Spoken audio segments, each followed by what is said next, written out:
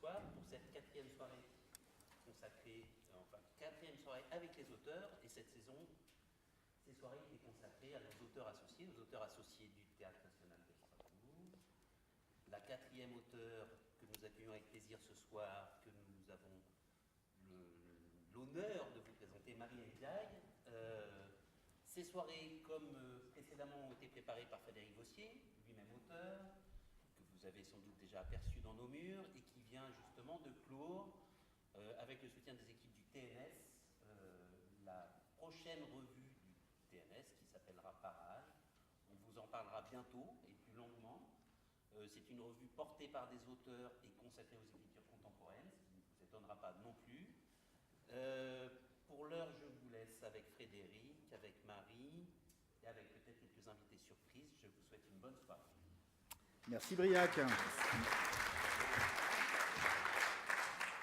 Donc voilà, c'est une soirée Marielle Diaye qui consiste finalement à faire le portrait d'une écrivaine. Une écrivaine qui est donc d'abord romancière, qui a commencé ses armes d'écriture avec le roman, et puis qui est venue un peu plus tard au théâtre, qui est devenue donc dramaturge, et puis qui est aujourd'hui, comme l'a bien précisé Briac, qui est aujourd'hui auteur associé au TNS.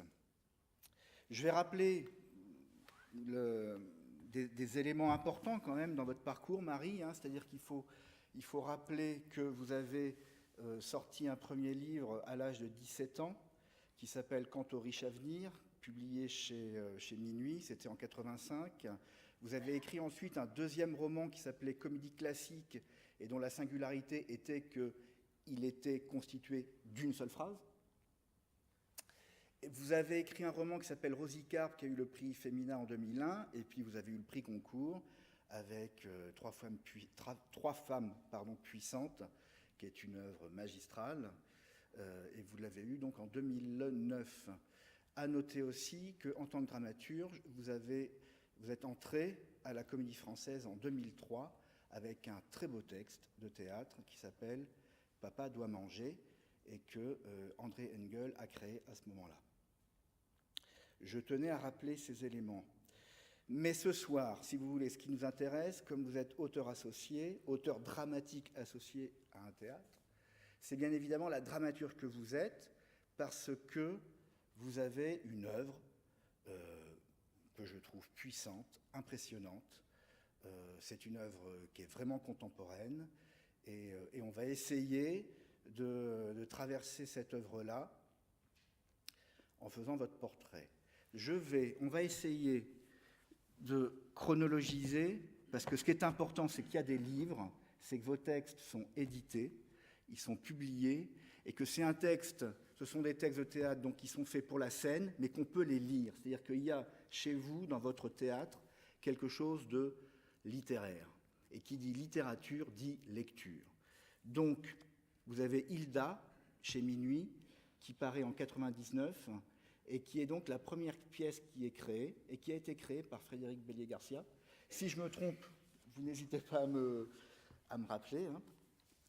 Donc il y a Hilda.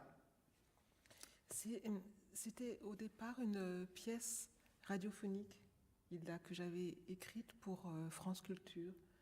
Et seulement après, André Engel, Frédéric Bélier-Garcia l'a mise en scène au théâtre de l'Atelier, mais c'était au départ une pièce écrite vraiment pour la radio, c'est-à-dire qu'il y a des éléments de cette pièce qui auraient été différents si je l'avais écrite pour la scène. Par exemple, il y a un passage au téléphone que j'aurais pas écrit de cette manière-là pour la scène, parce que le téléphone au théâtre, ça va pas très très bien. Enfin, c'est vraiment une pièce qui a été écrite pour France Culture et qu'a joué à la radio Anne Alvaro, dans une mise en onde de Marguerite Gâteau.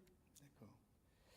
Là, vous avez signalé que vous travaillez sur commande. C'est qu'une des singularités de votre écriture dramatique, c'est la commande. On y reviendra, mais c'est assez impressionnant de découvrir une œuvre aussi forte en termes littéraires et imaginaires, alors qu'il y a des contraintes à l'origine. Je tenais à le dire aussi. Vous avez écrit une pièce qui s'appelle Providence, qui est inclus dans Puzzle, qui est un texte, qui est un recueil de 3 textes, dont l'un est composé avec Jean-Yves Sandré, et dont le dernier est une pièce de Jean-Yves Sandré. Providence, 2e texte. Le 3e, c'est Papa doit manger, donc le texte qui est au répertoire de la Comédie Française. Vous avez écrit Les Serpents en 2003, qui est pour moi une des plus belles pièces du répertoire contemporain. On y reviendra. Vous avez écrit... On y reviendra, mais est-ce que je voudrais savoir, est-ce que c'est une commande aussi? Oui, toutes. Ça aussi, c'est une commande. Oui. D'accord.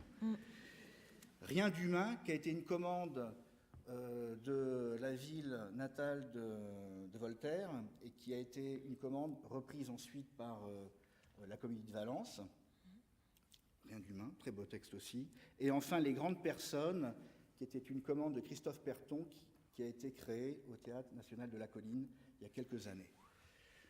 Et qui est un texte qui, selon moi, constitue une sorte de tournant dans l'évolution de votre écriture dramatique, dans les différentes formes de vos écritures dramatiques. Voilà. Ces livres-là, ils sont à la librairie du théâtre, et je vous invite à les acheter parce que vraiment, c'est de la très grande littérature dramatique contemporaine. Voilà. Donc, on va essayer de parcourir ce qu'on pourrait appeler une sorte de cartographie de votre œuvre, à la fois dans les thèmes que vous soulevez, dans les questions que vous soulevez, dans les formes d'écriture, dans la langue, puisqu'il y a une langue, vous avez une langue qui est la vôtre. Mais avant de rentrer dans cette cartographie, je pense qu'il y a quelqu'un qui est important dans votre parcours. C'est un éditeur, c'est Jérôme Lindon. Il y a une anecdote par rapport à cet homme-là que vous allez nous raconter, mais ce que j'aimerais, c'est que dans un premier moment, on voit la personne, puisque c'était une personne qui avait une façon d'être, une manière d'être dans son rapport au monde. Et voilà, je vous invite à regarder comment cet homme-là parlait des auteurs et comment il les aimait. Donc Claude Simon qui est à l'honneur aujourd'hui, et puis j'ai invité son éditeur Jérôme Lindon à venir nous parler de Claude Simon, mais il faut dire aussi, Jérôme Lindon, vous êtes le patron des éditions de Minuit, donc il va publier non seulement Claude Simon, mais ce qu'on a appelé le nouveau roman. C'est aussi votre triomphe, parce que l'année dernière, vous avez obtenu le prix Goncourt avec Marguerite Duras, cette année le prix Nobel de littérature avec Claude Simon. Pour une petite maison d'édition, je trouve que c'est unique au monde. Hein, c'est assez extraordinaire quand même. Vous êtes gêné par ces compliments, mais je vous comprends très bien. D'ailleurs, je voudrais qu'on passe ce document. C'est une photo qui a été prise en quelle année? 59, je crois. En 59. Alors voilà, ça a été prise devant devant l'entrée des éditions de Minuit. Alors ce sont les auteurs de Jérôme Lindon, 59. Hein. Alors vous voyez à gauche Alain Robbe-Grillet, qui est qui a été le théoricien du nouveau roman. Claude Simon, vous voyez là, c'est celui qui est chauve là, qui est derrière là. Et puis Claude Mauriac. Qui n'est pas un auteur des éditions de Minuit, qui est un ami. Qui est un ami, c'est ça. Alors Jérôme Lindon, qui est là devant l'entrée de sa porte. Là, on reconnaît Robert Pinget. Samuel Beckett. Alors là aussi, il faut dire que Samuel Beckett, on ne le compte pas parmi les prix Nobel français parce qu'il est irlandais, mais enfin, il est édité par vous et il écrit en français. Alors je pense qu'on pourrait presque au moins compter la moitié de Beckett dans notre palmarès. Donc en tout cas, il est chez vous. Et puis Nathalie Sarraute, et puis Claude Lié, et il manque Michel Butor. Qui est arrivé 5 minutes après la photo. C'est ça. Bon, c'est une photo extraordinaire quand même, qui vous fait plaisir. Oui. Hein, oui. Bien. Alors, comment Claude Simon n'avait pas publié ses premiers romans chez vous? Comment est-il venu chez vous? Il avait publié ses 2 premiers livres aux éditions du Sagittaire. Puis cette maison avait eu des difficultés et il a publié 2 livres ensuite chez Calman Levy. Et puis, par la suite, il m'a fait l'honneur de me proposer de publier son 5e livre, qui était Le Vent. Oui. Par l'intermédiaire de Robbe-Grillet, je crois. Oui, par l'intermédiaire de Robbe-Grillet, oui, bien sûr. Oui. Robbe-Grillet travaillait avec moi, enfin aux éditions. C'était un peu votre directeur littéraire, Robbe-Grillet. Oui, c'est ça, oui, absolument. Bon. Et voilà. Et alors, qu'est-ce qui vous a plu tout de suite dans Claude Simon? Vous avez vu, tiens, Claude Simon, vous n'avez pas vu évidemment qu'il a un jour le prix Nobel, mais vous avez vraiment été frappé par le talent, l'originalité de Claude Simon tout de suite? Oui, bien sûr. Et quoi? Ça se manifestait comment? Écoutez, je ne sais pas, moi, c'est des choses qu'il est difficile de dire quand on est en face d'une page, et quelquefois même d'une seule phrase. On a le sentiment que c'est très beau. Et puis, on a le sentiment aussi qu'on va peut-être pouvoir, en tant qu'éditeur, servir cette œuvre comme elle le mérite. C'est le sentiment que j'ai eu en face d'un livre comme celui de Claude Simon, qui en plus, à l'époque, n'intéressait pas beaucoup mes confrères, en effet. Oui, ni les critiques. Ni les critiques, non. Oui. Pas beaucoup de monde. Mais en effet, dès son premier livre, j'ai tout de suite l'impression de quelque chose... De nouveau. À la fois de nouveau, bien sûr, mais aussi de parfaitement beau, oui. Voilà. Ça a été votre premier éditeur. Oui, c'est la première fois que je vois Lindon de cette manière-là. Je ne savais même pas qu'il existait ce petit film de Lindon. J'ignorais même qu'il était passé à Apostrophe. Et c'est précisément le moment où je l'ai rencontré, puisque c'est peu après le concours de Duras, hein, si j'ai bien compris. C'est 85, c'est le prix Nobel de Claude Simon, c'est donc 85, et Marguerite Duras, là en 84, le prix concours. Voilà, et quand j'ai eu fini d'écrire donc, ce qui allait devenir mon premier roman édité, mais qui n'était pas, et très loin de là, le premier que j'écrivais, je me suis demandé à qui l'envoyer, à quel éditeur l'envoyer. Et je n'avais autour de moi ni amis, ni relations qui aient eu le moindre rapport avec le monde de l'édition, avec même le monde littéraire. Et je ne pouvais attendre de recommandations de personne. Donc je suis simplement allée dans une librairie. J'ai noté l'adresse de Gallimard, du Seuil, et puis de cette maison, les éditions de Minuit, dont j'ignorais tout, mais dont le livre de Duras, L'Amant, donc était très, très bien en place à ce moment-là, suite au concours. Mais je crois que je n'avais jamais entendu même prononcer ce nom des éditions de Minuit, ni aucun nom d'écrivain de cette maison, ni Beckett, ni Rob Grillet, ni Sarraute. Ces gens-là m'étaient absolument inconnus. Et j'ai fait 3 exemplaires de mon manuscrit que j'ai envoyé à ces 3 maisons. Et le surlendemain de mon envoi, j'étais au lycée, donc encore en terminale.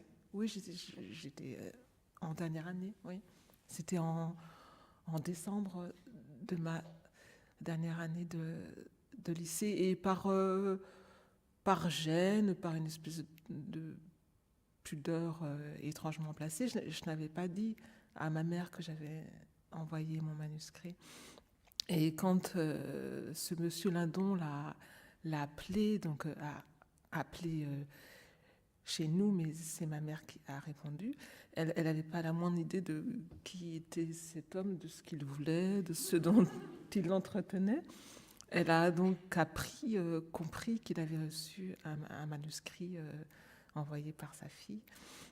Et quand je suis rentrée, elle m'a donc relaté la chose en me disant, c'était un vendredi, qu'elle avait assez naïvement, d'ailleurs, suggéré à ce monsieur qu'il allait m'attendre le lendemain, samedi midi, donc à la sortie du lycée La Canale, où je faisais ma terminale. Et ça s'est fait ainsi, de cette manière complètement incongrue, enfin, à la fois très, très simple et bizarre. Et ça, c'était tout à fait Lindon, c'est-à-dire qu'il recevait un manuscrit, il lisait 2 pages, 3, 10, et aussitôt, il appelait l'auteur. Alors, à la fois dans une manifestation d'enthousiasme qu'il éprouvait lorsqu'il découvrait un livre, et aussi par peur, la crainte de la petite maison qu'il avait toujours l'impression d'être face aux grosses, d'être pris de court, et que Gallimard ou d'autres lui prennent un auteur qui n'aurait pas été assez rapide pour agripper en quelque sorte, enfin pour séduire et capter. Et donc ça s'est fait ainsi. 2 jours plus tard, le contrat a été signé, puisque quand il est venu m'attendre à la sortie du lycée, il m'avait fait, je crois, il avait fait à ma mère une rapide description de sa personne pour que je le reconnaisse. C'était bien sûr avant Internet, donc j'avais pas la moindre idée de son aspect non plus. Je l'ai reconnu. On a fait quelques pas dans le parc de Sceaux. Il m'a présenté sa maison, très étonné que je n'en sache rien.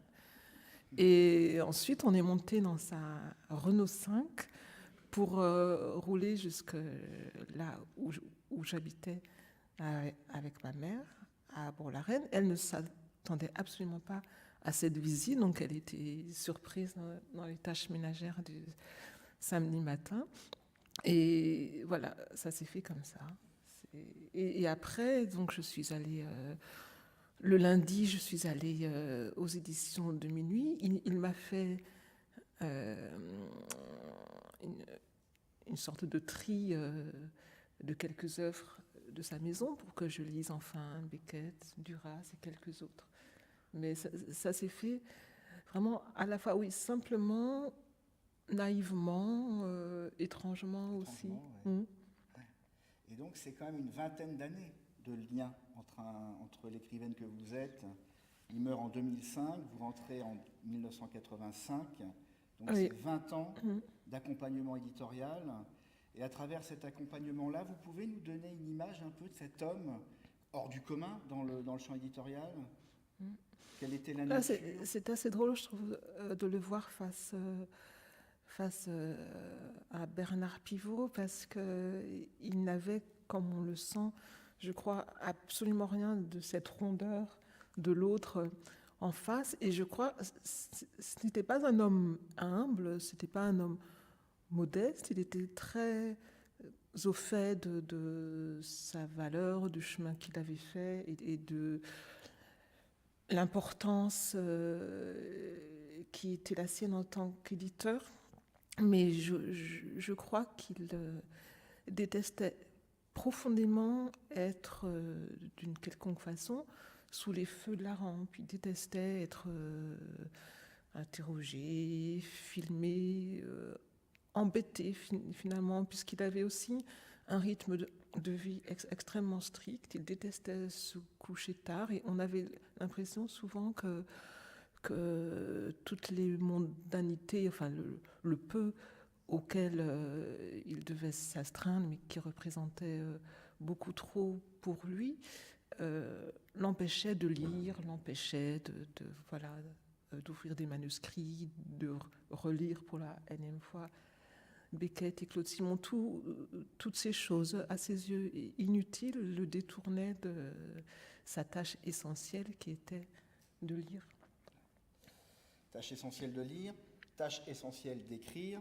Vous écrivez très tôt, il y a une précocité dans l'écriture, dans votre parcours, dans votre existence, donc 17 ans, mais comme vous l'avez dit, vous avez écrit bien avant. Donc la littérature, finalement, l'écriture, c'est un rapport essentiel au monde, c'est quelque chose qui est innégociable et qui vous tient encore aujourd'hui, dans le sens où, finalement, bon, on sait que vous avez une vie de famille, mais c'est écrire et rien d'autre.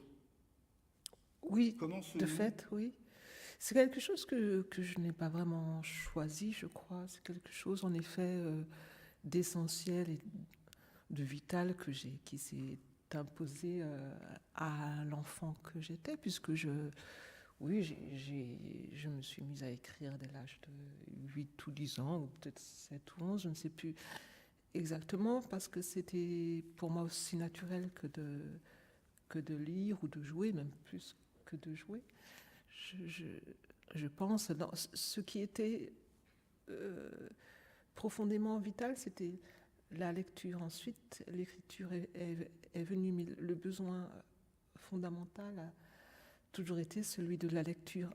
Ensuite, l'écriture s'y est ajoutée comme une évidence, enfin, comme un autre souffle. Il y avait le premier souffle qui était de lire, et puis comme un autre souffle presque aussi important qui était d'écrire. Donc il n'y a pas eu de décision, il n'y a pas eu de choix. Le seul choix, il a été de renoncer, par exemple, à suivre quelques genres d'études que ce soit, pour comment dire cela, pour être certaine que je n'aurais pas de solution, de secours, de rechange, si jamais l'écriture venait à faire défaut ou à ne pas me nourrir. Je voulais être absolument certaine que, d'une manière ou d'une autre, ce serait l'écriture. Une écriture, donc, comme je l'ai dit, avec un imaginaire très fort. Vous avez dans une de vos pièces, Les Serpents, des expressions, des formules que je trouve tout à fait épatantes, extraordinaires, moi, pour qualifier, entre autres, la position de l'écrivain ou la position de celui qui écrit. Il y a un personnage qui s'appelle Jackie, qu'on ne voit jamais. C'est un personnage qui est mort, qui est donc raconté par la mère et puis par la grand-mère. Et vous dites que c'est une existence, le petit Jackie avait une existence qui se laissait engloutir par une propension démesurée à la rêverie, par un goût inutile et sournois pour l'irréalité. C'est-à-dire que le principe même de l'imagination ou de l'écriture, comme le dit Freud, c'est qu'on se sépare de la réalité et on rentre dans le jeu, et qu'on investit des quantités d'affect très importante dans le jeu, c'est-à-dire qu'on le prend au sérieux, et que c'est là que se noue la formation des images. Donc, oui, sans doute. C'est un choix existentiel. Sans doute que l'écriture a été au départ aussi importante et sérieuse et grave que le sont les jeux pour les enfants, mais j'ai toujours l'impression quand même d'avoir très nettement dissocié le jeu de l'écriture, et que si j'étais parfaitement capable, enfant, de me priver de jeu, me priver de lecture ou d'écriture, ça c'était impossible. Donc c'était, ou alors le jeu suprême, le jeu indispensable, mais je n'ai jamais été, je crois, quelqu'un de particulièrement rêveur ou qui aurait vécu dans une réalité autre, dans une sorte d'irréalité propre aux artistes.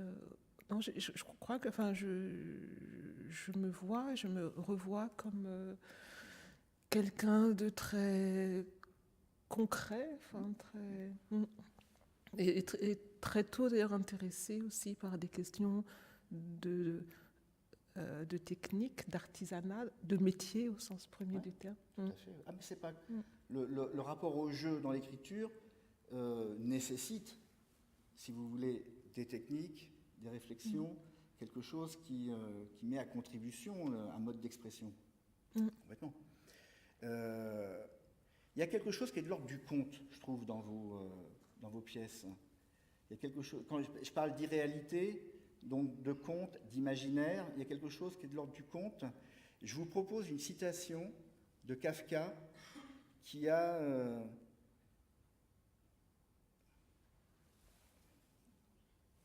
une certaine définition du conte. Alors là, il s'agit du conte de fées, parce que vous avez une littérature qui est à la fois pleine d'humour, mais en même temps qui charrie des situations de violence, de cruauté, de domination. On en parlera peut-être tout à l'heure, mais il y a quelque chose qui est fondamentalement violent, je trouve, qui est fondamentalement beau, parce que la langue est belle et parce que vous avez de l'humour.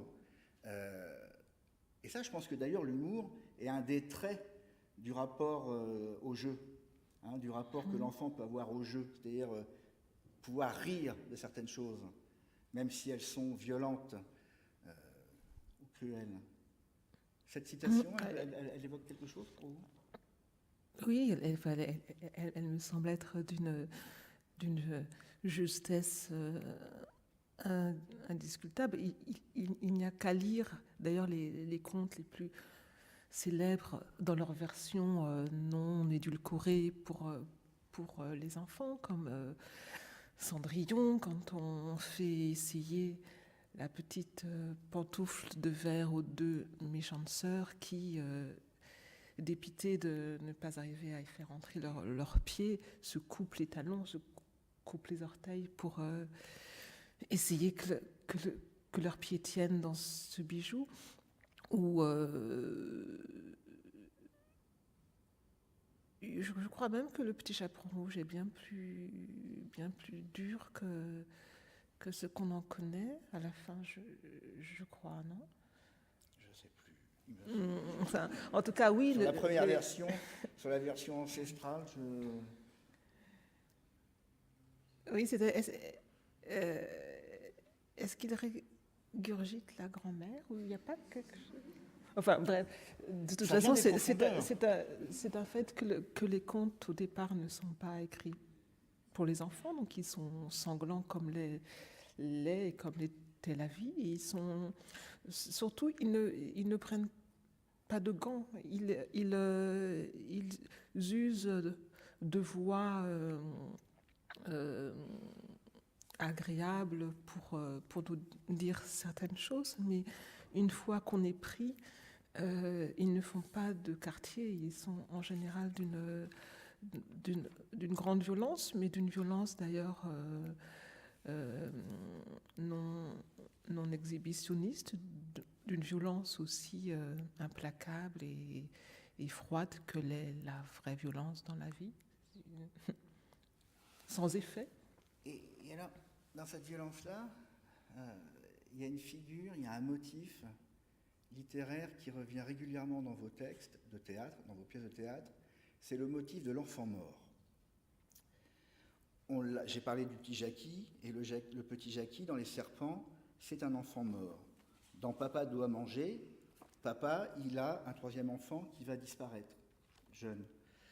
Dans Puzzle, en tout cas dans Providence, vous avez une femme qui s'appelle Providence, et il y a son enfant qui a disparu, et elle vient régler ses comptes avec le village par rapport à cet enfant. Dans Les Grandes Personnes, il y a une jeune fille, alors c'est plus vraiment une enfant, on va dire que c'est une post-adolescente, et elle disparaît aussi, elle se suicide. Il y a quelque chose comme ça qui revient, et qui d'une certaine manière est un point qui structure l'univers, l'imaginaire de vos textes. Ça, c'est quelque chose, vous allez me dire, c'est quelque chose qui n'est pas prémédité, c'est quelque chose qui vient spontanément. Oui, non seulement c'est pas prémédité, mais quand vous m'avez fait cette remarque tout à l'heure de cette présence de l'enfant mort ou disparu ou invisible dans ces pièces, j'en ai pris conscience. Je n'avais jamais remarqué à quel point cette figure-là revenait dans mes pièces. Je n'en avais absolument pas le souvenir, mais même pas la conscience finalement. Parce que c'est une des marques caractéristiques de la tragédie. C'est-à-dire que ce qui est fort dans votre dramaturgie contemporaine, c'est que d'une certaine manière, vous renouez avec la tragédie que Jan Kott, ce célèbre théoricien polonais, que Jan Kott a décliné comme le pouvoir des pères sur le pouvoir des enfants. Vous voyez, dans le modèle tragique, le père est plus puissant que le fils et le tue symboliquement. Les parents détruisent leurs enfants. Et Jan Kott raconte ça en relisant Ibsen, puisque vous avez chez Ibsen au moins 2 pièces où il est question d'un enfant qui meurt, c'est-à-dire que les enfants disparaissent avant les parents. Et ça, c'est l'essence de la tragédie pour Jan Kott. Vous avez le petit Eyolf, qui est un enfant qui se noie dans un torrent, et puis vous avez, dans Le Canard sauvage, la petite Hedwig qui se suicide avec le revolver de son père, ou le fusil de son père dans cette espèce de jardin contenu dans une maison. C'est aussi un thème de conte, c'est-à-dire, il me semble que l'ogresse mange les enfants des autres, mais j'ai l'impression que l'ogre mange ses propres enfants. Et dans les serpents, il y a un peu cette figure d'ogre. Oui. Mhm. Et Papa dans Papa doit manger aussi, d'une certaine manière, alors il ne mange pas ses enfants, parce qu'il a plutôt tendance à les abandonner. Mais il peut apparaître à la fois. C'est ça aussi la subtilité de vos personnages, parce qu'ils ne sont pas faits d'un seul bois. C'est des êtres très noueux. Ils ont plusieurs éléments. Et ce papa dans Papa doit manger, il est à la fois touchant, il est à la fois très fragile, et en même temps, il a des aspects d'ogre, qui peut être effrayant comme ça quand il arrive pour retrouver sa femme et les enfants qu'il a abandonnés. J'aimerais bien vous proposer un instant de musique, c'est-à-dire le Kinder Totenlieder de Mahler, pour accompagner ce thème qui est très fort dans vos textes, me semble-t-il.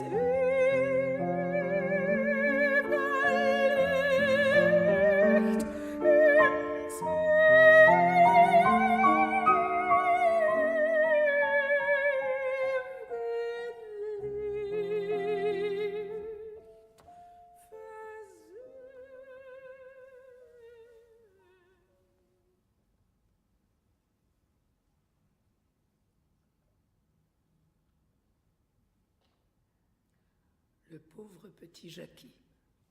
Est-ce qu'il ne portait pas souvent un short trop grand pour lui et des chaussures de sport délacées?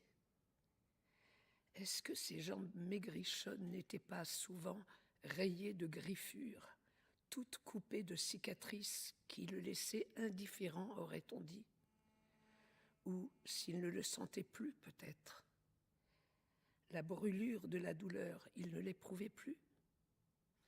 Ma mémoire est indécise. Est-ce que son père, mon fils, ne le battait pas?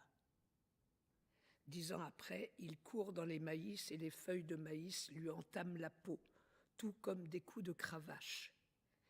Et choisissant ce mot de cravache, mon fils, son père, pour dissuader de penser à la ceinture dont il devait cingler les mollets du petit Jackie, pour éloigner la pensée ou le soupçon de cette ceinture. Comme on sait bien qu'il n'a pas de cravache, pas de cheval, mon fils, comme on sait bien qu'il n'a, pour circuler dans les maïs, que ses 2 jambes. Est-ce que c'est cela, Nancy? Est-ce que le pauvre Jackie n'était pas régulièrement roué de coups par un père irritable, mon fils, mais qui frappait à ses heures, avec un sens du rituel, et savait se dominer, ce père-là, pour ne pas l'abîmer gravement, pour que le garçon, Jackie, ne puisse jamais songer qu'il le battait pour autre chose que son intérêt? Mon fils, je le reconnaîtrais bien là. Il corrigeait le garçon, le petit Jackie, il me semble.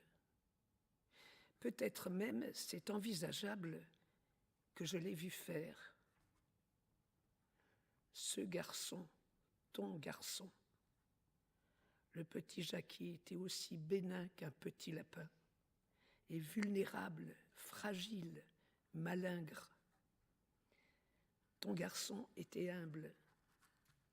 Je l'ai connu jusqu'à 13 ou 14 ans. Ce garçon était aussi gentil qu'on peut l'être. Il se déplaçait dans une telle gloire de douceur qu'il fallait à son père une haine spéciale pour oser la forcer, puis s'inventer des raisons de le cogner. Jamais ce garçon n'a rien fait qui ait pu justifier ne serait-ce qu'un froncement de sourcils, qu'une mauvaise pensée tournée vers lui. Et plus son père, mon fils, le battait, et plus loin encore s'écartaient de Jackie les motifs coutumiers pour lesquels on peut, à 12 ans, recevoir une raclée. Je les ai vus bien souvent ensemble, le battu et celui qui le battait. Je les ai vus bien souvent. Il me semblait qu'il voulait, en frappant, l'obliger à devenir méchant autant qu'il l'était lui, mon fils. Car il prenait la douceur du garçon pour de la joie, sa pureté d'esprit pour du bien-être. Mais ce Jackie n'avait ni hargne ni rancune. Il s'était habitué, il n'avait pas peur des coups.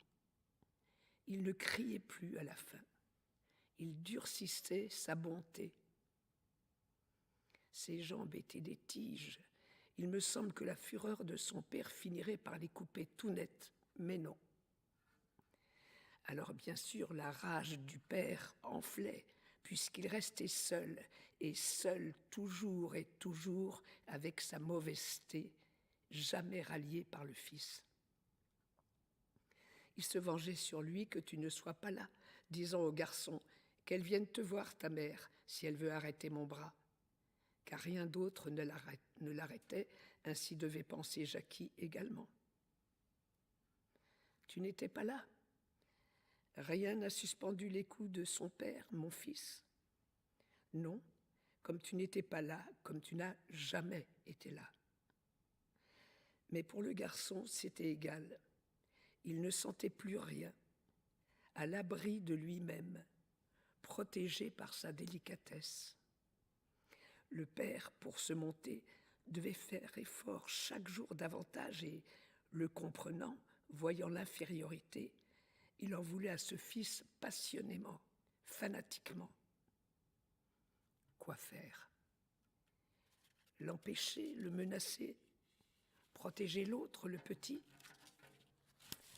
Tu me vois, j'ai mes talons, mon col en fin en plein été, ma jupe à plis, mon chemisier de soie. Tu me vois, j'ai ma veste cintrée, ma permanente, mes fards, les perles à mes oreilles. Que veux-tu faire, fleuri comme cela? Mon fils, tu le connais, qu'aurais-tu fait contre sa volonté? D'ailleurs, il s'adressait à moi avec confiance et civilité. Il me parlait bien. Il était facile de le croire. C'était le père et c'était mon fils. Par une certaine chaleur de la voix, le père a su faire de moi son associé plus que je ne le pensais. Je ne battais pas le petit Jackie, mais je ne trouvais pas déshonorant qu'il fût battu, comme, semblait-il, il ne souffrait pas. S'il souffrait, possible, mais cela n'en avait pas l'apparence. Pas de plainte, pas de pleurs. Et le père m'assurant paisiblement qu'il fallait, pour la bonne santé de chacun, frapper ce garçon. Et que celui-ci aimait être frappé, pour ne pas se laisser engloutir par une propension démesurée à la rêverie, par un goût inutile et sournois de l'irréalité. Le garçon en était conscient, c'était pour lui un danger, une débilité. Et n'est-ce pas ce qui le maintenait si petit de taille, son inclination pour la chimère? Il rêvait, il ne grandissait pas, minuscule. Il serait devenu une moitié d'homme. Tu le sais, Nancy, c'est de ta faute. Qu'elle vienne, ta mère, pour te faire grandir, le père le lui disait. Et toi, tu ne venais pas. Aussi fallait-il bien que mon fils se débrouille pour amener à une stature acceptable ce garçon qui, par ailleurs, à mon sens, n'avait pas de défaut, mais à charge pour le père de lui en trouver, de ravager sa subtilité. La mère est partie sans retour, le père tâche de se tirer d'embarras, il sème la désolation. La maison, il la bouleverse, le garçon, il l'asservit, croyant bien faire, feignant qu'il croit bien faire. Il est désespéré, il ricane, il se dit « elle verra le résultat ». Et il ne sait plus si le résultat a lieu d'être pour lui un motif de honte ou d'orgueil. Il se dit « voilà, j'élève mon fils à mon idée ». Il m'a emmêlé. Je n'avais plus de jugement avec mes escarpins et le reste. Il en arrive à ceci qu'il achète des serpents. Puis il dit au garçon si docile, si lointain, il lui dit « tu les nourriras et tu nettoieras leur cage, ce sera ton travail, apprends à n'avoir peur de rien ». Le père le lui avait dit, sachant bien que ce garçon n'avait jamais manifesté de peur envers quoi que ce soit alors. Si c'était une façon de le prévenir, peut-être. Car, n'est-ce pas, tu n'es jamais venu, pas une fois, jamais. Tu aurais vu les vipères dans leur cage derrière la maison. Tu aurais vu orner de nombreuses signatures du père les jambes du garçon. Tu aurais vu tout ce qui n'allait pas. Son père savait qu'il n'aurait pas peur et qu'avec les serpents, il ne prendrait pas de précautions. Il m'a dit, une fois que j'étais là en visite, je le ferai dormir avec les serpents, et les serpents ne le toucheront pas. Mais il n'y a plus de petit Jackie, et c'est maintenant que tu reviens.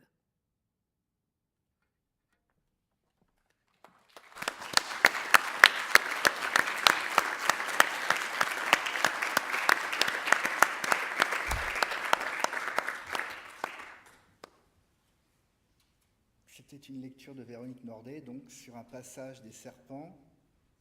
Et moi, c'est un texte qui me touche très profondément. Et c'est pour ça que j'ai envie de vous poser la question de la genèse de ce texte. Nous savons que c'est une commande, Mais à partir d'une commande, comment vous arrivez à construire ce monde très particulier entre 3 personnages? Il y a une maison qui est dans un champ de maïs, et on est un peu déconnecté du monde d'une certaine manière, d'où le côté un peu conte. Et dans cette maison, il y a un homme, il y a une femme, il y a 2 enfants. Et à l'entrée, au seuil de cette maison, il y a la mère, Miss 10, qu'on vient d'entendre. Et elle vient voir son fils pour lui demander de l'argent. Et puis, il y a aussi l'ex-femme, Nancy, à qui elle s'adresse. Elles sont toutes les 2 sur le seuil de cette maison. Et Nancy vient voir son ex-mari pour aller sur la tombe de ce petit Jackie qui a disparu.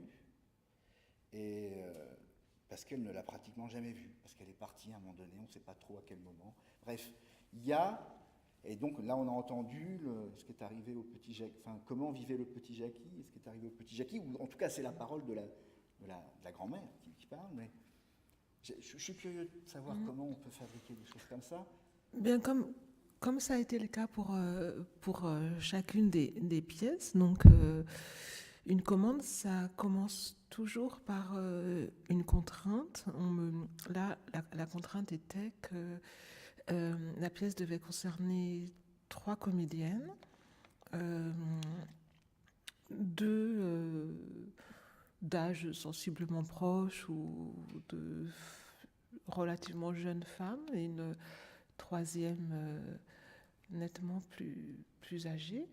Et à partir de là, quand j'ai ces contraintes, et je les ai toujours, de nombre de comédiens, de sexe des comédiens et d'âge approximatif, ça m'aide, alors même que c'est contraignant, mais dans les limites de ce carcan, je réussis mieux, j'ai l'impression, à inventer, à mettre en branle mon imagination, que si j'étais dans une liberté absolue quant au nombre de personnages, etc.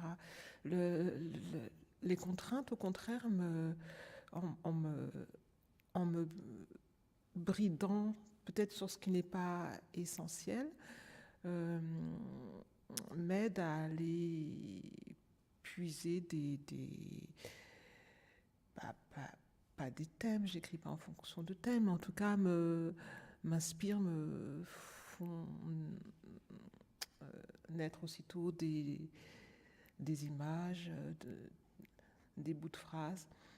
Des images? Oui, des images. Par exemple, là, par exemple, ce que vous décriviez, l'image d'une maison écrasée de soleil au milieu du maïs, ça se passe en juillet, juste avant le feu d'artifice de la fête nationale. Cette image, elle m'est venue simplement de ce coin de Gironde où j'habitais à l'époque, non loin de Bordeaux, qui était avant un coin où l'on produisait beaucoup de tabac, et donc il y a des grands séchoirs noirs à tabac, et on fait aussi le maïs, donc il y a le maïs. Et quand je suis arrivée dans cette région, c'était pour moi vraiment des impressions faulknériennes, le soleil, le maïs, le relatif isolement de certaines fermes.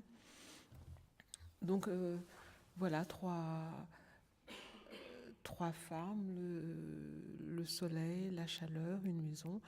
Et après, l'histoire vient... le père. Comme elle vient, oui. Le père, je crois...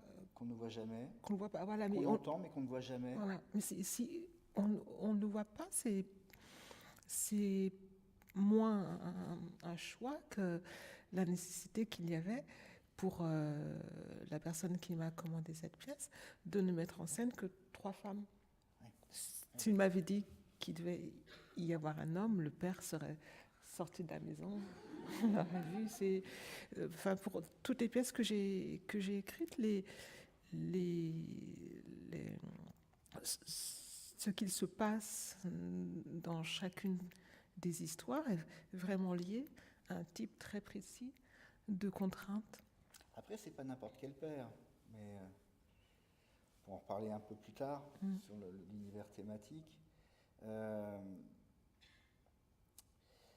Oui, le père qu'on ne voit jamais, qui a une contrainte. Dans Hilda, on ne la voit jamais non plus. C'est un des principes quand même qu'on retrouve dans vos textes, le fait de rendre absent un personnage dont on parle souvent, et qui a donc cette action-là d'être invisible et absent. Il n'y a pas de didascalie dans vos textes. Il n'y a pratiquement jamais de didascalie. Non. Déjà, je préfère presque esthétiquement un texte qui ne soit que nom et voix, enfin nom et puis ce qui doit être dit par ce nom-là. Et puis je considère vraiment que les questions de théâtre ne relèvent absolument pas de mon métier, ne sont pas de mon ressort ni de mes compétences. Je ne me verrais absolument pas en train de dire aux comédiens ou aux metteurs en scène ce qu'ils doivent faire ou la manière dont telle chose doit être dite. J'aurais vraiment l'impression d'outrepasser mon domaine de compétences et puis ça n'aurait, en ce qui me concerne, aucun intérêt.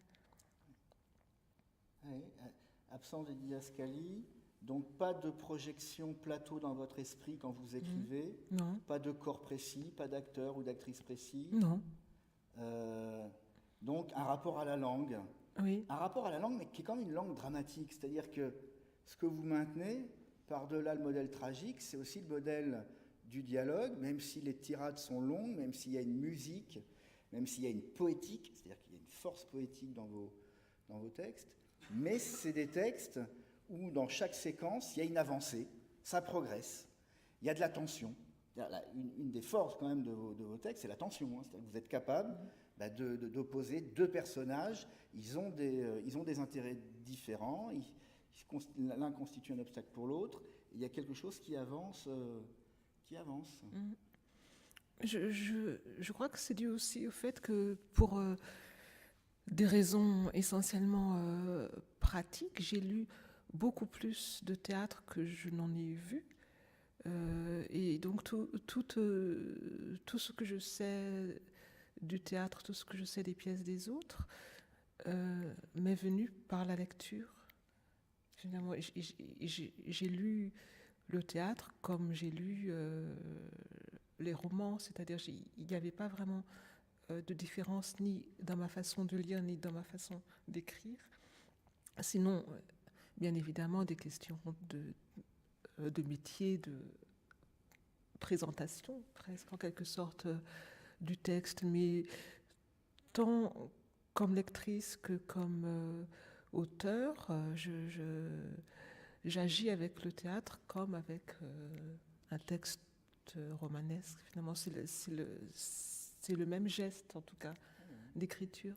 Il n'y a pas de différence. Mais aussi, du fait, je crois que enfant, adolescente, je ne suis pratiquement jamais allée au théâtre, et puis ensuite j'y suis allée peu, et puis plus du tout pour diverses raisons, surtout d'éloignement. Donc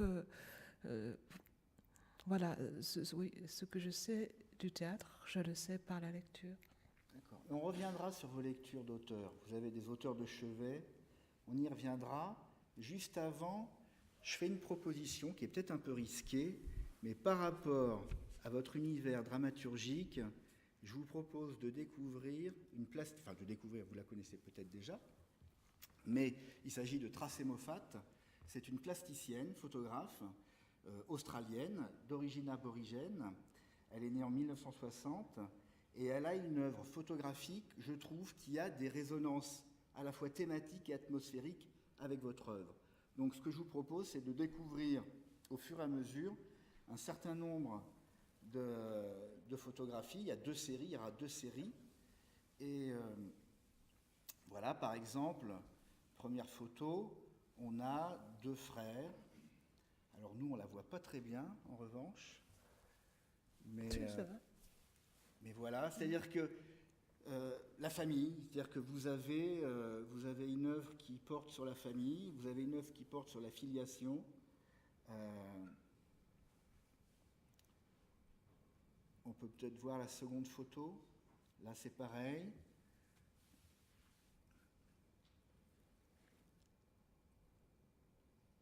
Si ça vous évoque quelque chose, si vous avez envie de dire quelque chose, vous pouvez, bien évidemment.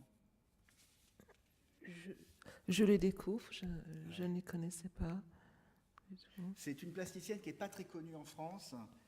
Elle a fait de très rares expositions. Il y a eu quelques articles dans Art Press, notamment.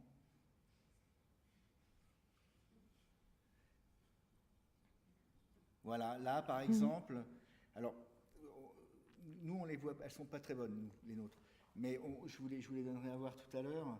Mais là par exemple, pour moi, il y a quelque chose, alors on ne sait pas trop ce que c'est, elle appartient au courant de la photographie narrative, c'est-à-dire qu'elle reconstitue des situations qui sont faites de tensions, mais sur lesquelles on peut projeter aussi plein de choses, des fantasmes et tout ça. Et là, moi je vois cette photo-là, pour moi ça me renvoie un peu à votre univers. Mais j'ai dit c'était risqué. Non, mais c'est... Là, c'est une deuxième série Ça me plaît qui va bien. peut-être plus se rapporter à... Ouais, là, on voit pas bien. J'espère que vous voyez bien, vous. Ça va ? Là, on serait un peu dans Hilda. Enfin, c'est pas qu'on serait dans Hilda, mais on est dans la domination domestique. Donc là, c'est une photogravure. Elle contextualise ses propres photos. Voilà. Ça permet de... Ça pourrait être même inspirant, je pense, en termes dramaturgiques.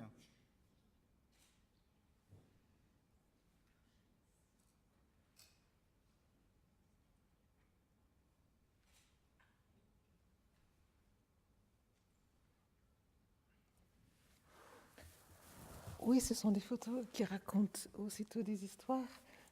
J'aime beaucoup ça. Oui, sur la domination. C'est-à-dire qu'il y a la domination, la cruauté. Il y a ces situations-là dans vos textes, me semble-t-il. Probablement. Dans Hilda, Oui, ce père des serpents, Madame le Marchand dans Hilda, qui est dans un rapport de vampirisation à son personnel, à sa femme, à cette femme à Hilda qui vient faire le ménage, s'occuper des enfants. Et en même temps, il me semble que tant le père des serpents que la Madame le Marchand d'Hilda, ils sont si démesurés dans leur violence et leur volonté de domination qu'ils en deviennent irréels, presque, il me semble. Ce sont, oui, presque plus des ogres que des personnages qu'on peut investir d'une réalité sociale ou psychique. Ils sont pas tout à fait humains d'une certaine manière, mais au sens propre du terme, ils sont quelque chose d'autre aussi que de simples êtres humains. Il y a cette langue, il y a ce souffle, il y a cette rythmique que vous avez qui est en vous. Ça me fait penser à la phrase que je vais citer de mémoire, donc pas très bien, qui est une phrase d'un symboliste russe que j'ai oublié, là aussi, excusez, veuillez bien m'excuser, mais il explique qu'il écrit, une de ses phrases, c'est « J'écris pour découvrir le rythme que j'ai dans mon propre corps ». Quelque chose comme ça. C'est qu'il y a un rythme dans votre écriture. Oui, j'en suis tout à fait consciente. Même dans l'écriture dramatique. En fait,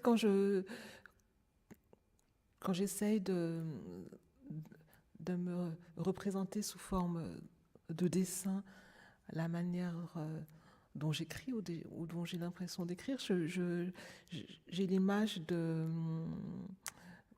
cercles, de cercles un peu comme ceux que produit une pierre jetée dans l'eau, c'est-à-dire il y a des anneaux qui s'entourent les uns les autres, et j'ai l'impression souvent de partir de quelque chose, et puis de faire un cercle autour, et encore un cercle, jusqu'à ce qu'on oublie d'ailleurs même le premier point, mais j'ai l'impression, oui, davantage de travailler concentriquement que linéairement.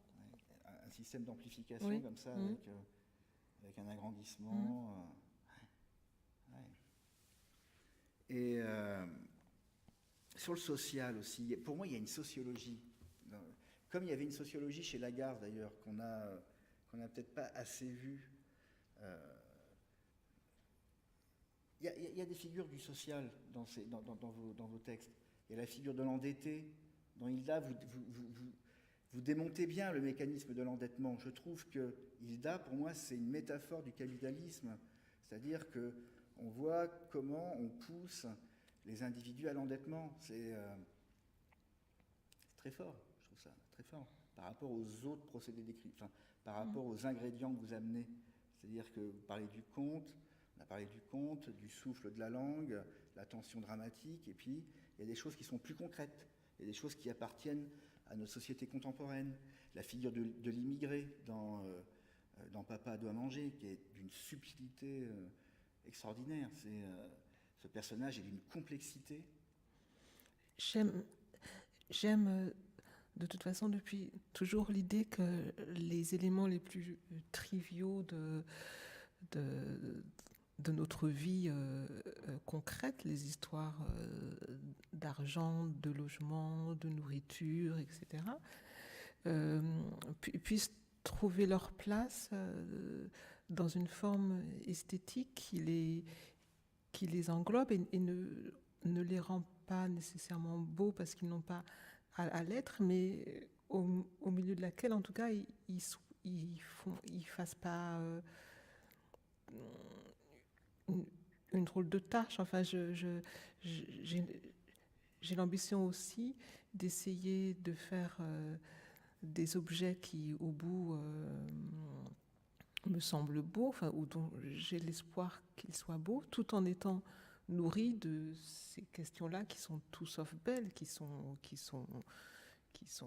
dures, qui sont ennuyeuses éventuellement, qui sont sèches, enfin, qui sont absolument éloignées de toute idée de beauté. Et j'aime bien l'idée d'essayer de créer quelque chose de beau avec des situations qui semblent ne pas en relever du tout. Et la bourgeoisie? Oui. Il y a un rapport particulier à la bourgeoisie dans vos textes? Je ne sais pas trop. Ça vient comme ça? Je sais pas tellement que faire de cette question-là. Je me sens pas tellement touchée par elle, tant dans mon éducation que dans ma vie d'après. C'est pas une question qui m'a touchée de près, celle-ci. Non, enfin, c'est pas une question avec laquelle j'ai lutté. Enfin, il me semble pas, en tout cas. Mais en même temps, dans Providence, cette jeune femme qui vient régler ses comptes avec une certaine société qui est composée d'hôteliers, d'hôtelières, de curés, d'assureurs, de notaires, de pharmaciennes, de professeurs, d'avocates. Là, il y a une représentation quand même sociale d'un monde. C'est plutôt la vie de province. Oui. Bourgeoisie de province. Bourgeoisie, oui. Non. À peine d'ailleurs pour certaines professions que vous citez, mais la vie provinciale m'intéresse depuis longtemps, simplement. D'ailleurs, je crois, parce que c'est dans la province française que j'ai passé la majeure partie de ma vie d'adulte, en tout cas. C'est mon monde, finalement, plus que n'importe quel autre. Et il y a un thème que je trouve très fort dans vos textes, mais qui est plutôt implicite, qui n'est pas forcément un thème qui saute aux yeux. Et vous allez me dire D'ailleurs, je ne connais pas votre réponse, donc je suis très impatient de la connaître. Mais pour moi, ce sont des textes qui parlent de solitude. J'ai relevé des passages. Alors, je ne vais pas tous les lire, mais j'ai relevé des passages dans Papa doit manger. Papa doit manger. C'est papa, donc, qui parle à sa fille, qu'il a abandonnée. Je vous ai laissé, croyant que la vie de famille, discrète, laborieuse, tout en obéissant ses renoncements quotidiens pour petitement et sagement progresser, pensant que cette vie-là m'étouffait et ne me vengeait en rien, mais au contraire, se vengeait de moi sur mon dos. J'ai laissé maman avec satisfaction et le sentiment de la justice enfin rendue, sévère, implacable. Et, presque aussitôt, je cherche les jupes d'une autre femme pour m'y abriter. Mécontent pourtant et bien forcé de me dire, cet homme-là, incapable de solitude glorieuse, c'est moi. Incapable de solitude glorieuse. Et vous voyez la complexité du personnage, hein, c'est-à-dire que lui-même, dans son rapport à soi, il a un certain point de vue, d'une solitude non glorieuse.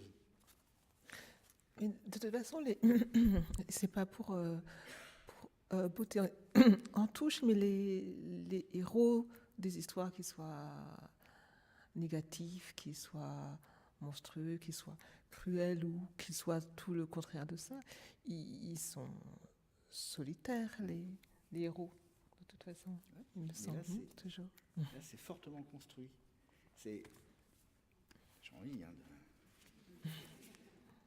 c'est dans Les Grandes Personnes, vous avez deux couples âgés qui ont des enfants, dont l'un est maître d'école et il est pédophile. Et donc, dans la pièce, il tente à plusieurs reprises d'expliquer son malaise à ses parents et ses parents ne l'entendent pas. Le maître. Je suis seul parmi les enfants. Je suis seul entre papa et maman, seul au milieu des adultes dont je n'ai jamais fait partie. Quoique je les comprenne si bien, je n'aime pas les enfants, non, je les hais depuis toujours. Si, enfant moi-même, j'allais à l'école, la peur au ventre, ce n'est pas l'enseignant que je redoutais, mais eux, les autres enfants, qui reniflaient en moi une forme particulière de honte et de malaise, car je m'étais extrait pour quelques heures du grand corps flasque de mes parents et que je me sentais dehors, bien nu, bien laid et vulnérable. Je suis seul dans ma maison, solitaire dans l'école. Nul ne m'approche. Je pue la profanation sans le défi, le péché sans la croyance.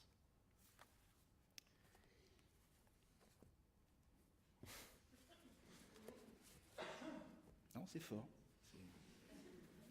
Ça, cette pièce donc était encore une fois de commande, mais c'est la seule histoire, je crois, que j'ai jamais écrite d'après ce qu'on pourrait appeler un fait divers. C'est une histoire réelle qui est à l'origine de ce qu'il se passe dans la pièce. C'est une histoire à laquelle j'ai été d'une manière particulière mêlée. Ça s'est produit en 2001 dans un village de Normandie où j'habitais alors avec ma famille et voilà, il s'est avéré après enquête et péripéties qu'il serait trop long de raconter ici, mais que le maître d'école des CP, donc qui avait année après année, depuis 30 ans, les enfants de 6 ans, les violait, les torturait, etc. Et cet homme a été arrêté, son procès a eu lieu 3 ans plus tard, il a été condamné à 15 ans. Et il a dit, durant son procès, c'était un homme de 52 ans, à l'époque, une phrase qui m'avait à la fois frappée, fait réfléchir, glacée aussi, à la question de la présidente qui lui demande « Est-ce que vous aimez les enfants ?» Monsieur le chien, puisque c'était le nom de cet instituteur, Monsieur le chien, il répond « Oh, j'aime bien aussi les grandes personnes. Et c'était très frappant d'entendre cet homme de 53 ans dire les grandes personnes comme font les enfants. Et c'est là vraiment qu'avec une sorte de frisson, pas d'horreur, mais de consternation, on se rendait compte que c'était un enfant dans un corps d'homme et du coup un enfant misérable et pathétique, mais voilà, ça vient de là, cette pièce. On va passer au fait qu'un écrivain est un lecteur, un auteur est un lecteur. Et donc, comme vous en avez parlé tout à l'heure, vous avez des auteurs de chevet en théâtre. Et c'est avec ces auteurs-là que vous vous êtes nourri d'une certaine manière en termes d'écriture dramatique. Donc, oui, ça a commencé par Claudel, oui.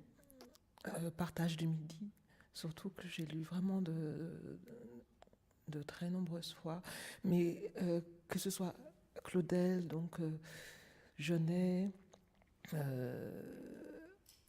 Lagarce plus tardivement, ou Lars Norén, à chaque fois, ce qui me plaît, c'est la langue de ces auteurs, en fait. Je lis comme je lis Dostoïevski ou n'importe quel autre grand auteur de romans. Ce qui me tient, ce qui me passionne toujours, c'est l'histoire de la langue. Et celle de Claudel, parce que vous expliquez dans une interview que chez Claudel, ce que vous aimez, c'est Partage de Midi et point barre, pas les autres. Oui, parce que trop de textes de Claudel, je trouve maintenant, enfin, à mon sens, sont maintenant datés. Et par exemple, dans Le Pain dur, c'est ça, Le Pain dur, la belle langue de Claudel sonne simplement de manière terriblement vieillotte et du coup empoulée et presque ridicule. Enfin, elle n'est plus de notre temps, alors qu'il me semble que celle de Partage de Midi l'est de manière prodigieuse. Ouais. C'est un texte que vous lisez souvent, que vous relisez souvent? Pas en entier, mais il se passe jamais une année sans que j'ai lu quelques pages ou plus de Partage de Midi, ouais, comme une musique à laquelle on revient, comme un disque qu'on remet. Ouais. C'est donc un livre de chevet, c'est quand même... Oui, on peut dire ça comme ça. Eh bien, Stanislas Nordet va nous lire un passage du Partage de Midi.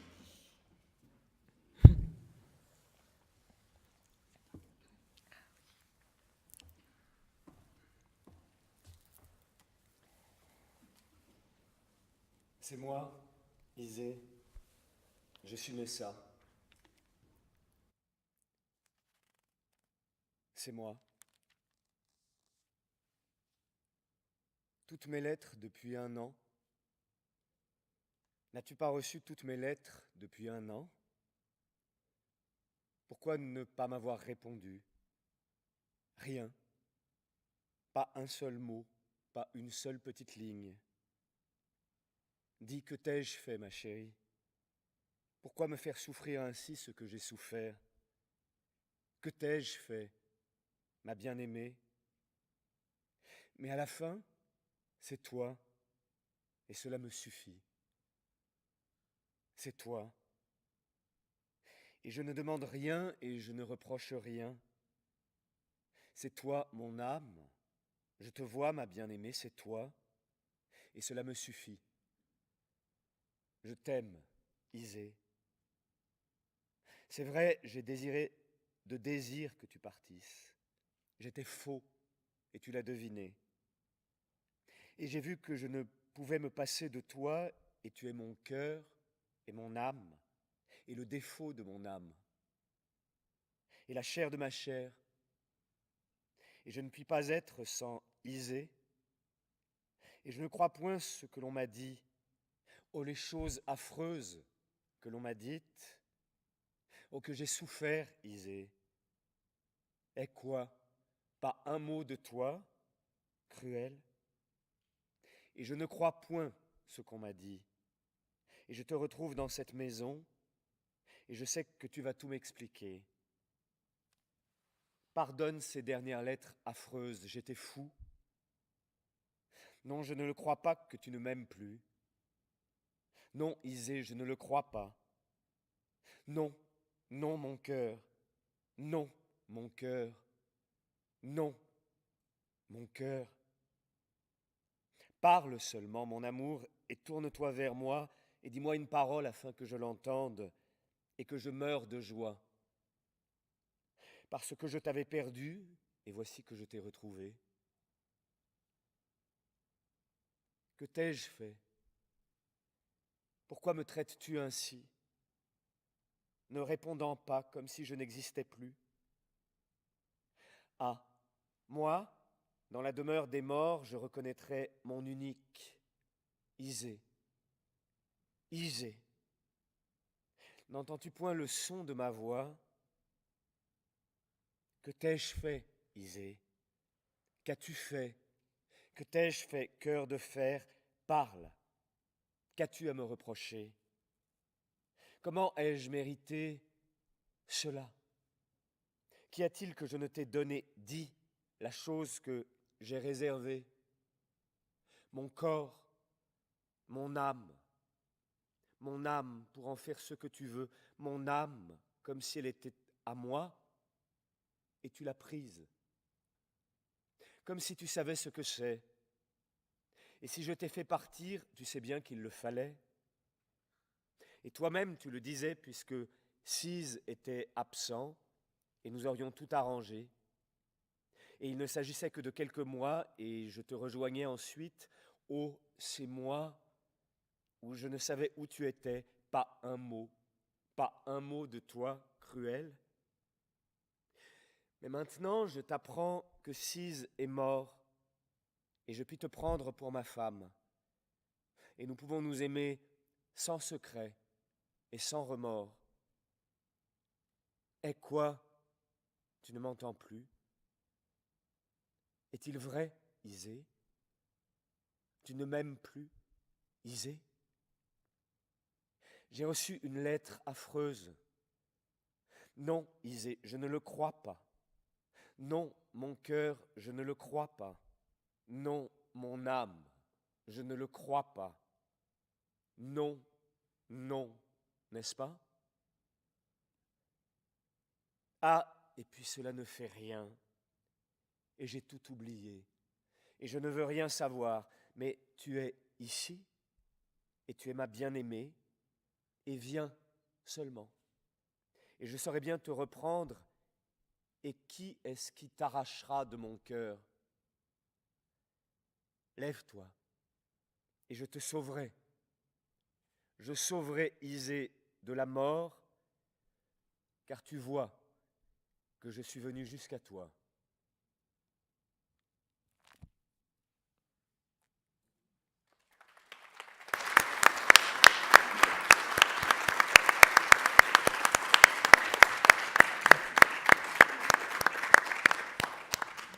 C'est une belle surprise, merci. Il est 21h, presque 30, donc ce que je vous propose maintenant, c'est que vous puissiez poser des questions à Marie Ndiaye avant la lecture finale d'un texte de Marie Ndiaye, qui sera Providence, un extrait de Providence.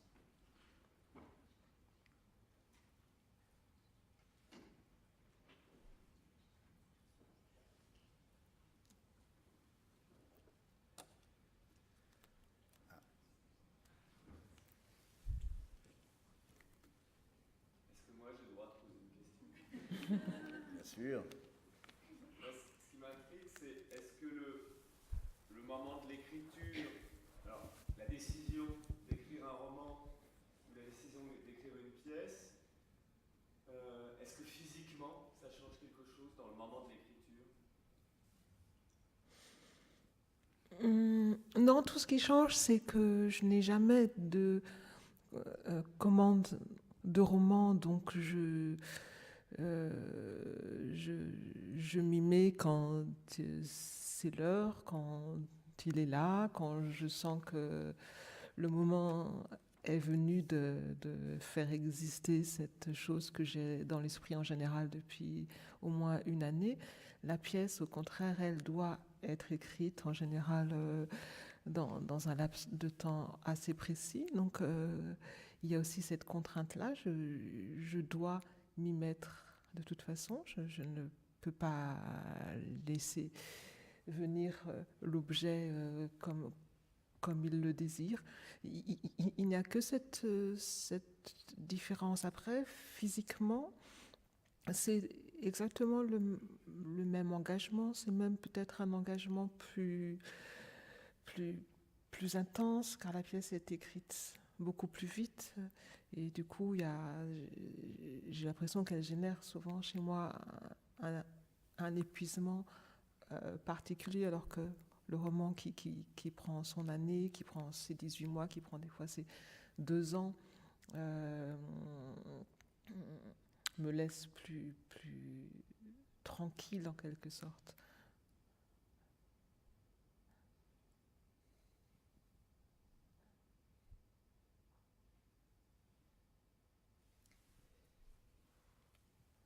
Moi, j'aurais encore une petite question.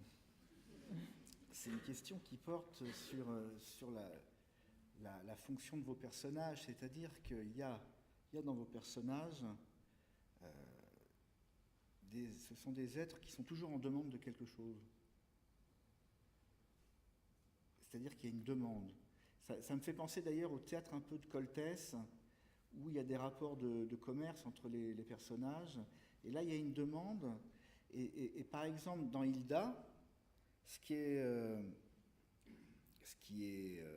peut paraître violent d'une certaine manière et en même temps grotesque, c'est que cette femme, qui est une bourgeoise, donc est dans un mouvement de vampirisation de sa servante, et derrière cette demande, il y a une autre demande qui est celle d'une demande d'amour. Ce qui manque peut-être, c'est pas que ça manque dans vos textes, c'est peut-être on vous l'a peut-être déjà fait remarquer, mais c'est un monde cruel, avec de l'humour, avec de la beauté, comme vous l'avez très bien dit.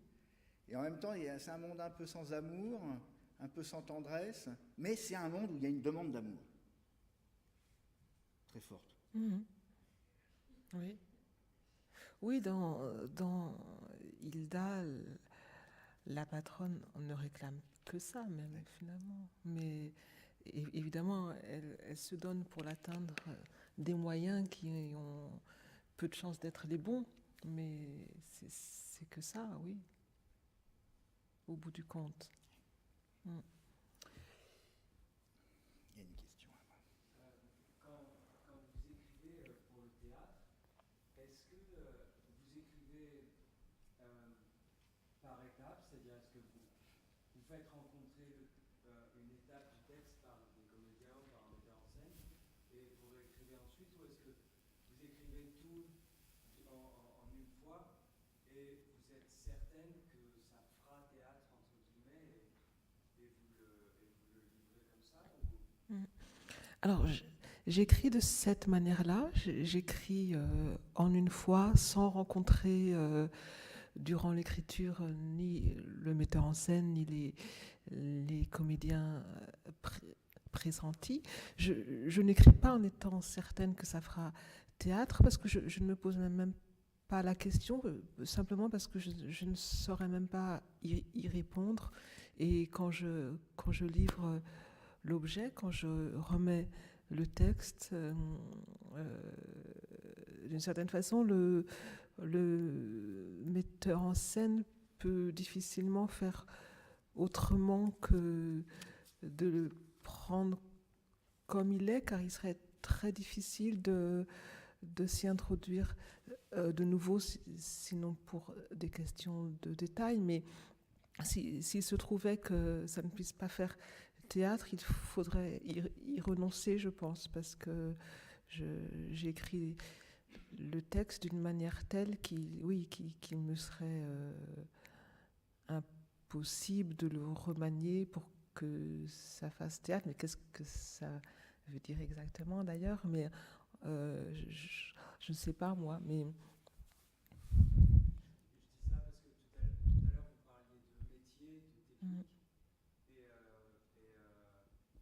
je sais que on peut écrire de manière assez intuitive, mais je me pose vraiment la question de est-ce que vraiment on peut arriver à choper des techniques comme ça qui justement font que les situations deviennent palpables sur un plateau, quoi. Voilà, c'était juste par rapport à ça. Oui, je crois qu'on peut les acquérir comme toute technique d'écriture par la lecture, finalement. Et quand vous lisez et relisez des pièces qui, elles, ont fait leurs preuves sur scène et l'ont fait maintes et maintes fois, vous avez, oui, des chances d'arriver à sentir, à comprendre la manière dont c'est fait, tout simplement, je crois. Mais en effet, ce n'est pas comme c'est le cas pour un certain nombre d'auteurs de théâtre. C'est pas un travail de groupe, en fait, que le mien. C'est un travail solitaire qui ensuite est pris en main par un groupe. Mais d'ailleurs, je n'interfère absolument pas dans le travail ni du metteur en scène ni des comédiens. Et de même qu'on m'a fait confiance durant l'écriture de la pièce, je fais une confiance absolue durant la préparation de la scène, enfin de la pièce sur scène. Je n'assiste à aucune représentation, je ne mets absolument pas mon grain de sel dans ce travail-là, que je découvre lors de la première. Il me semble que vous avez dit qu'en dehors de Claudel, et plus particulièrement le partage de midi, il me semble que vous avez nommé aussi Jean Genet, comme un auteur aussi que vous appréciez. Qu'est-ce qui, dans son théâtre en particulier, justement, peut vous intéresser? Est-ce que, justement, par rapport à ce que vous venez de dire aussi, il y a des choses dans sa fabrication théâtrale aussi que vous avez peut-être... qui vous a inspiré aussi vous-même? La pièce de Genet qui est la plus chère à mon cœur, même si c'est peut-être pas sa plus grande pièce, je ne sais pas, ce sont les bonnes. Et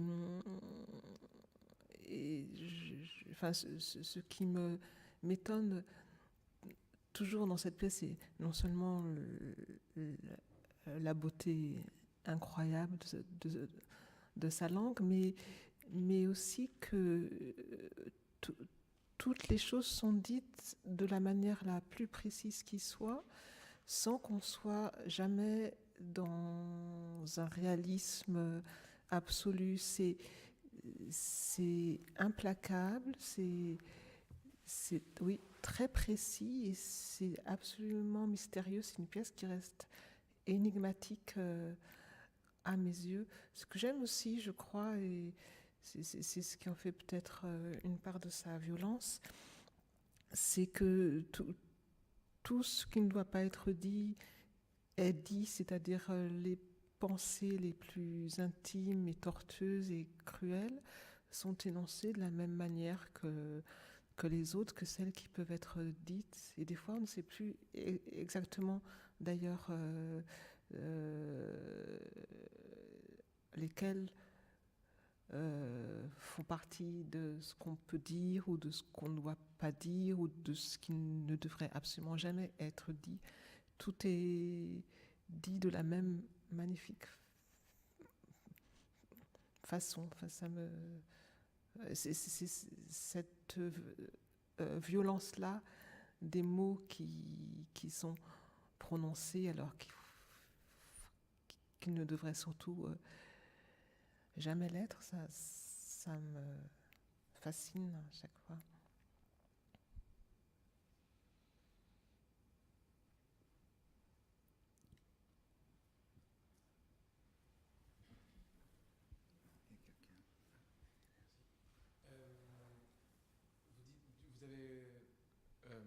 Qu'est-ce que ça fait du coup, pour vous qui avez un rapport assez, j'ai l'impression, éloigné au plateau de théâtre, entendre ces mots, a priori pour la première fois dans la bouche d'autres,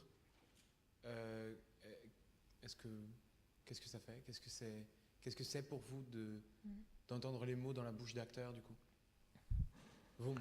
Je suis toujours assez surprise d'entendre des auteurs exprimer la violence qu'ils ressentent, ou qu'ils ont l'impression qu'il leur est faite quand ils voient leur pièce sur scène. Moi, je ne le ressens absolument pas comme violent. Au contraire, je trouve ça plaisant, intéressant aussi. Souvent, je trouve ça bien, ça me plaît en tant que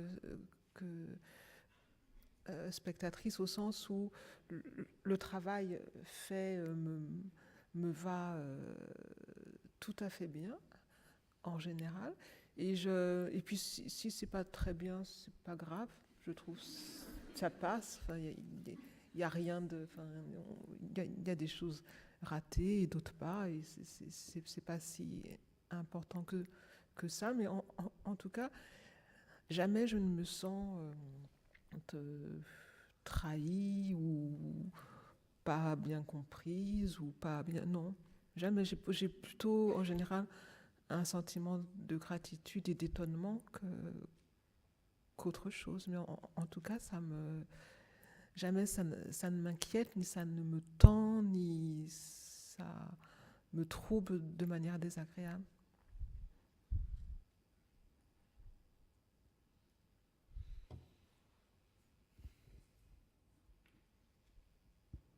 Et il me semble en plus, les rares fois d'ailleurs où j'ai assisté à des représentations qui n'étaient pas très bonnes à mes yeux, il me semblait de toute façon que quand c'était pas très bon, c'était plutôt dû à mon texte. Enfin, c'est parce que c'était pas assez clair ou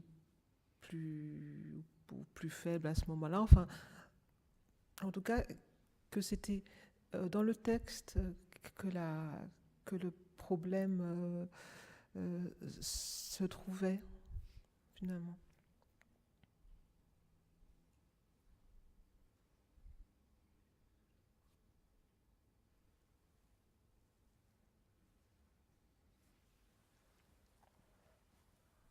Tout à l'heure, vous évoquiez Monsieur le Chien. A-t-il lu votre œuvre et vous a-t-il fait un retour?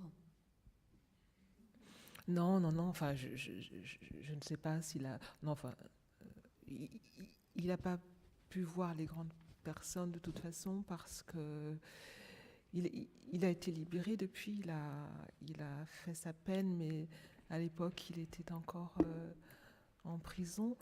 Et je ne sais même pas, d'ailleurs, s'il a la moindre idée que cette chose existe. Et non, je ne sais rien, je ne sais plus rien de cet homme. Ce qui m'a fasciné, intéressé à l'époque aussi, c'était d'essayer de comprendre ce que c'était que la vie de cet homme, enfant du village, etc., qui était devenu ensuite instituteur, mais dont une grande partie du village connaissait les agissements, et il vivait dans une solitude à la fois très grande et souveraine, puisqu'il n'avait jamais été inquiété, alors que plein de gens s'étaient déjà plaints de ces agissements. il vivait là comme une espèce de, oui, de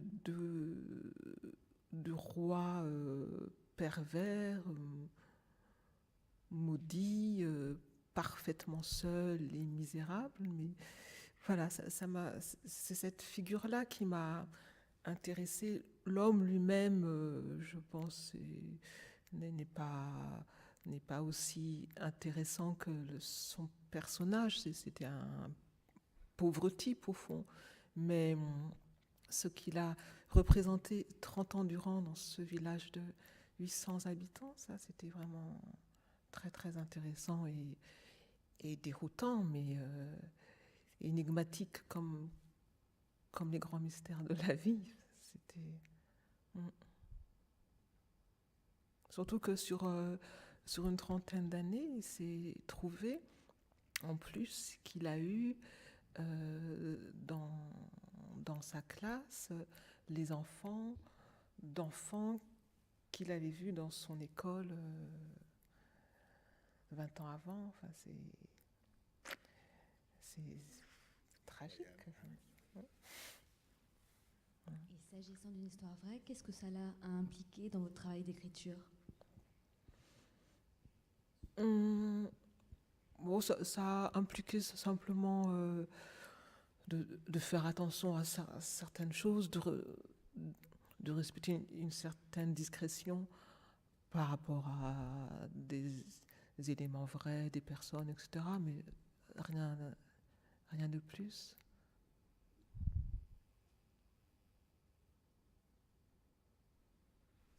Une dernière question peut-être? Là-haut.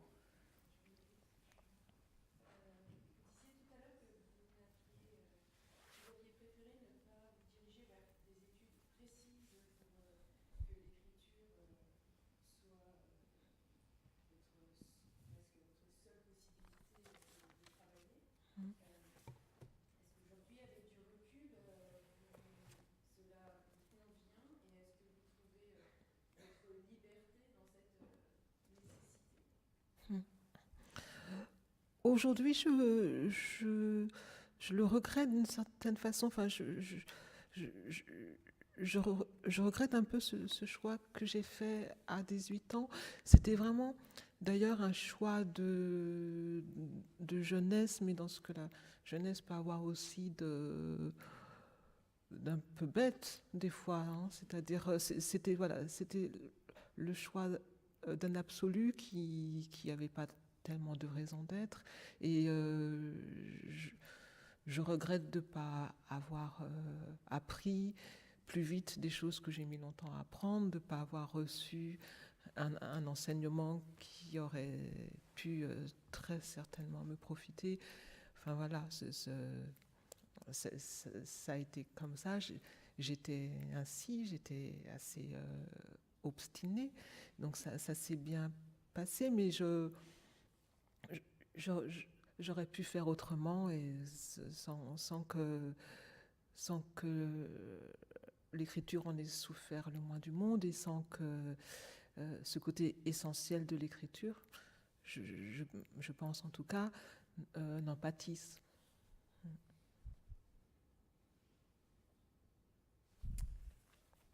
Bien. Pour clore la soirée, moi ce que je vous propose, c'est d'entendre un monologue de Providence. Et peut-être que, avant d'entendre ce monologue, peut-être nous rappeler qui est Providence dans cette pièce et un peu le nœud dramaturgique de la pièce. Je me souviens pas très bien. C'est une jeune femme qui aurait été violée par des individus de ce village, et elle aurait eu un enfant, et cet enfant a disparu. Il a peut-être été dévoré par les cochons, et elle revient voir cette bourgeoisie pour les interpeller par rapport à cet enfant. Où est cet enfant? Qu'est devenu cet enfant? Et là, nous avons un monologue de la maîtresse d'école qui se pose la question de savoir qui est Providence. Et c'est Stanislas Nordet qui va nous lire et clore la soirée avec ce monologue. Tout savoir au sujet de Providence, mais je ne sais rien. Je ne sais rien. On dit qu'elle est revenue et que son aspect a changé de manière inconcevable, mais que puisqu'il s'agit de Providence, on doit l'admettre comme un trait de sa singularité. Il n'est question ni de comprendre, ni de croire, seulement de se résigner à la réalité d'un phénomène innommable, engendré par l'esprit de Providence. Non, personne n'a observé cela de ses propres yeux que l'hôtelière, mais elle ne peut rien en dire. L'hôtelier affirme que l'hôtelière a vu et touché et qu'elle a perdu depuis l'usage de la parole. Je ne sais rien. Qui êtes-vous, enfin, pour prétendre vouloir connaître ce dont nous nous acharnons depuis tant d'années à ne plus parler? Je vous l'ai dit, et c'est une évidence, l'esprit de Providence a créé l'étrange expression sous laquelle Providence nous revient. Qui êtes-vous, encore, pour déclarer tranquillement que vous ne comprenez pas? Avocat, inspecteur, journaliste? Elle arpente la région, ne se montre qu'à la nuit, cherche une maison qu'elle pense être sienne et un enfant qu'on lui dissimulerait. Certains remarquent au matin, dans la terre fraîche, les traces inimaginables de son passage. Oh oui, dans la forêt sans doute, manger, boire, dormir, bien certainement. Il n'y a pas besoin d'enquêter à ce propos, je ne sais rien, cependant. Il faut avoir un peu de pitié pour un esprit capable de punir aussi cruellement l'être qui le contient. Il faut donc avoir pitié de l'esprit de Providence, qui la frappe de la façon que vous savez. Vous ne savez pas? Tâchez de me deviner, car je ne le dirai jamais explicitement, et je ne décrirai rien, puisque je n'ai rien vu. Qui n'aurait pas peur? Quant à moi, j'ai su toujours demeurer froide et raisonnable à l'égard des excès de Providence, de ses fantaisies, des suavités de sa beauté. Oui, un être si trompeusement doux, harmonieux et clair que vous pouviez douter rien qu'à la regarder, et quand bien même vous sentiez encore votre dos brûlant de son coup de fouet, d'avoir été cinglé par cette main-là. Oh non, rien de tel en réalité. J'invente le fouet et la peau déchirée pour vous montrer ce que... Mais il se pourrait que ce soit Providence, bien plutôt, qui ait été déchirée. Je ne l'ai pas aimée, ni haïe. Je me suis défié d'elle, et cela m'a protégé du regret de l'avoir perdue ou de ne pas l'avoir approchée d'assez près. Voilà pourquoi aujourd'hui, je n'ai peur que très modestement de sa nouvelle écorce. Mais non, non, pas d'un arbre, pas d'une plante, c'est de Providence qu'il s'agit. Vous devrez apprendre à comprendre notre langage et tous les détours dont nous usons pour évoquer Providence, tous nos ornements et toutes nos précautions. Ces mots-là enchantent notre bouche.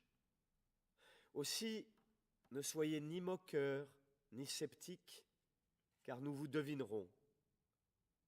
Vous venez de la capitale, et c'est suffisant pour que nous ayons envie de nous taire, de ne rien révéler. Mais plus puissant que notre méfiance pour les gens de votre sorte, plus puissant encore est notre plaisir à songer à Providence. Même si nous avons évité de parler d'elle jusqu'à présent, car enfin, lequel d'entre nous pourrait assurer que les diverses visions qu'il a eues de Providence ne sont pas dans ses rêves, comme des ombres penchées sur tout le reste? Ces visions nous assassinent. Pourtant, elles sont pareillement notre bonheur et notre sel. Prenez garde de ne pas sourire. Un ventre, vous ai-je parlé d'un ventre? Ne répétez pas ce mot, ne le répétez pas. Je vous le demande très instamment. C'est un des morceaux du corps de Providence dont je dois endurer le souvenir. Ne me faites pas dire que je l'ai vu, je ne sais rien. Je suis distante et pondérée. J'ai fermé mes oreilles aux incantations de Providence. Fallait-il qu'en plus je marche à tâtons, les yeux clos, pour ne rien voir, alors même que chaque vision était imprévisible? Oui, je m'enfièvre, je tremble, pas d'exaltation, vous êtes gentil. Mais un soir, proche peut-être, elle frappera à ma porte et demandera où est son enfant, son petit, et je resterai muette, et je sentirai monter en moi le désordre et la disproportion.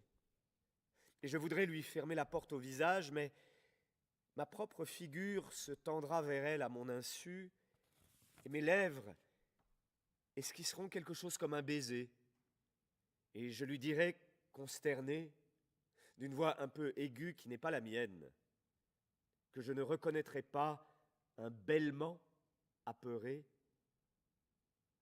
Je sais, Providence, où est ton enfant, ton petit.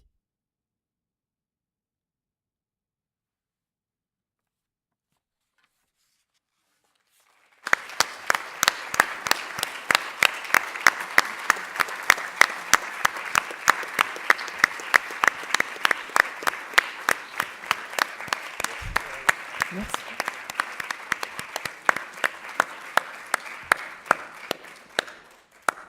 Grand merci à vous, grand merci à vous, et grand merci à toi, Stanislas, et grand merci aussi à Véronique. Je ne la vois pas, je ne sais pas où elle est.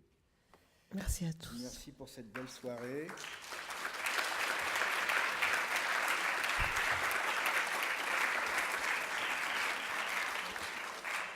Et la saison au TNS n'est toujours pas finie. L'autre saison non plus. Et vous avez le samedi 18 juin à 20h, salle Gignoux, Charles Berling qui lira un texte de Lazare, qui est donc artiste associé au TNS, qui s'appelle « Je m'appelle Ismaël ». Et le jeudi 30 juin à 20h, toujours salle Gignoux, carte blanche à Stanislas Nordet, et qui mettra en voix un texte de Claudine Galéa, auteur associé au TNS, un texte qui s'appelle « Jusqu'aux os ». Merci à vous et à bientôt.